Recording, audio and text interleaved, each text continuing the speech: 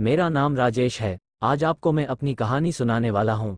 मेरे घर के ठीक सामने एक लड़की आई, वो अपने मामा के घर पर आई थी। उसका नाम दिया था। मेरी उम्र करीब 21 साल की है और दिया भी मेरी ही उम्र की है। जब पहली बार देखा तब देखते ही मुझे उससे प्यार हो गया, लेकिन उसने मेरी तरफ कोई ध्यान नहीं दिया। मैं अपने घर के बाहर ही बैठकर उसकी एक झलक का इंतजार करने लगा। इस उम्र का प्यार बड़ा सच्चा होता है। दिया से कैसे बात करूं, मैं यही सोचता रहता था। फिर दिया की बातें मेरी छोटी बहन से होने लगी। मुझे अच्छा लगा कि इसे बहाने में भी दिया से बातें कर सकूंगा।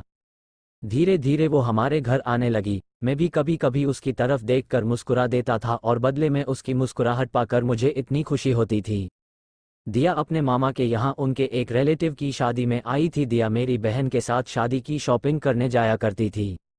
मैं भी उनके साथ रहता था। मेरे लिए अब ये सब एक सपने जैसा ही था कि दिया के साथ मैं घूम रहा हूँ, उससे बातें कर रहा हूँ।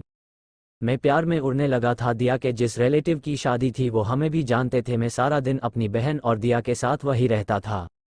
शादी में काम करना, मैनेज करना, ये सब काम मैं करने लगा। उसकी मम्मी भी अब मुझे पहचानने लगी थी, मुझे पर भरोसा करती थी।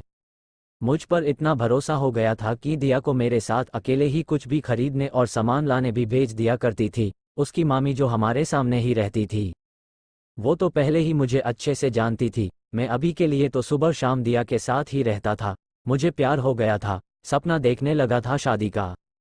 मेरे दोस्तों को पता चल गया और वो अब मेरी टांग खींचने लगे, मुझे चिढ़ाने लगे। बोलते थे कि दिया को बता दे। मैं मना करता था। दिया का मुझे पता नहीं था उसके मन में क्या है, लेकिन उसकी आंखों में मुझे मेरे लिए कुछ दिखाई देता था। मैंने अपने दोस्तों की बातों को मान लिया और मैंने उसे प्रपोज करने का सोचा। उनके रिलेटिव की शादी के बाद मैंने उसे प्रपोज करने का सोचा। शादी हो गई। शादी के बाद भी हमारी बातें शुरू रही। सोचते सोचते वक्त निकला जा रहा था। मैंने सोचा था कि आज बोलूंगा कल बोलूंगा, इसी में समय निकलता जा रहा था। इस दौरान उसकी मम्मी को कुछ काम आने की वजह से जाना पड़ा। दिया अभी भी वही थी। मैंने एक शाम अपनी घर की छत पर जब दिया और हम दोनों अकेले थे तब दिया को प्रपोज कर दिया।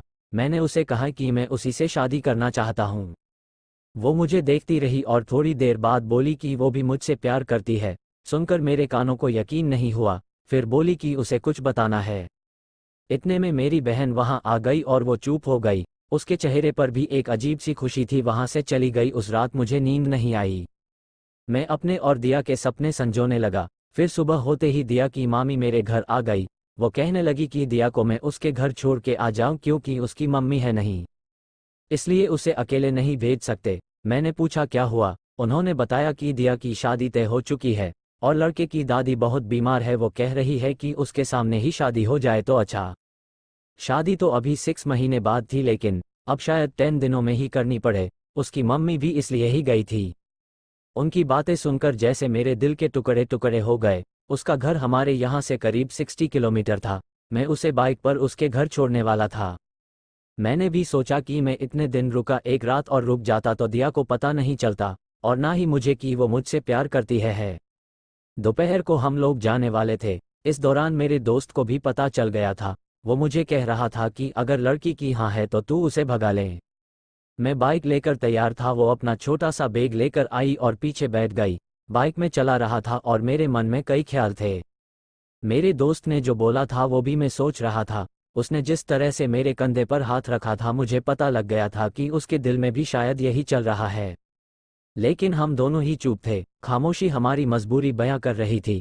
उसकी मम्मी और उसकी मामी को मुझ पर इतना विश्वास था कि उन्होंने अकेले ही इसे मेरे साथ भेज दिया। मेरे प्यार पर उनका विश्वास भारी पड़ गया था। मैंने उसे उसके घर छोड़ दिया। बाइक से वो नीचे उतरी। उसकी मम्मी मेरे आते ही मुझे देखकर कहने लगी, चल अंदर चल, धूप में इतना चला कर लाया है। खाना खाए बिना उन्होंने मुझे आने नहीं दिया। उसके बाद मैं वहां से निकल गया। वहां से निकलने के बाद मेरे अंदर एक अजीब सी शांति थी। मुझे बहुत अच्छा लग रहा था। जब कभी कोई हमें अपने दिल में अपने घर में जगह देता है तब हमारा फर्ज होता है उनके विश्वास को ना तोड़ा जाए, वरना कोई किसी पर भरोसा नहीं करेगा। Like, subscribe and share, comment.